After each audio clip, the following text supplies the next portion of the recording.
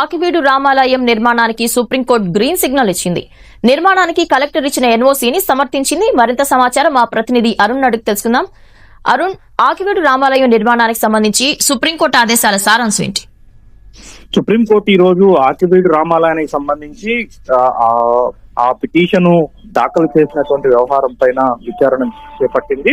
ప్రధానంగా పిటిషన్ దాఖలకు సంబంధించినటువంటి విషయాలపైన దృష్టి సారించినటువంటి ధర్మాసనం ఆకివీడు గతంలో ఎవరైతే పిటిషన్ దాఖలు చేశారో రామాలయ నిర్మాణానికి వ్యతిరేకంగా జడ శ్రవణ్ కుమార్ నేతృత్వంలోని ఇతరత్ర విపక్షాలు వాటికి సంబంధించినటువంటి అంశాలను ఈ రోజు పరిశీలించినటువంటి ధర్మాసనం గతంలో పిటిషన్ దాఖలైనప్పుడు ఆకివీడు రామాలయానికి సంబంధించిన విషయంలో యథాతథ స్థితిని అంటే స్టేటస్ కోను కొనసాగించాలని చెప్పి అప్పుడు ఆదేశించింది. ఆ తర్వాత మిగిలినటువంటి ప్రతివాదులకు కౌంటర్లు దాఖలు చేసింది. ఈ రోజు తుదిసారి విచారణ వచ్చినప్పుడు పిటిషన్ కు సంబంధించినటువంటి అన్ని అంశాలను పరిశీలించిన తర్వాత రామాలయానికి సంబంధించి పురాతన కాలము ఆ తర్వాత వచ్చినటువంటి పరిణామాలు వీటన్నిటిని అక్కడ రామాలయ కమిటీకి సంబంధించినటువంటి న్యాయవాదులు సుప్రీంకోర్టు దృష్టికి తీసుకొచ్చారు.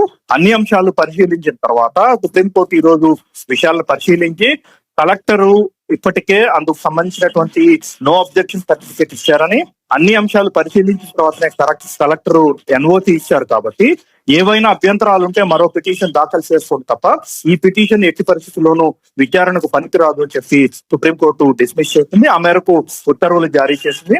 దీంతో రామాలయ నిర్మాణానికి ఉన్నటువంటి అడ్డంకులన్నీ తొలగిపోయినట్లుగానే ప్రతివాదులు అదేవిధంగా కమిటీకి సంబంధించినటువంటి నిర్వాహకులు వెల్లడిస్తున్నారు.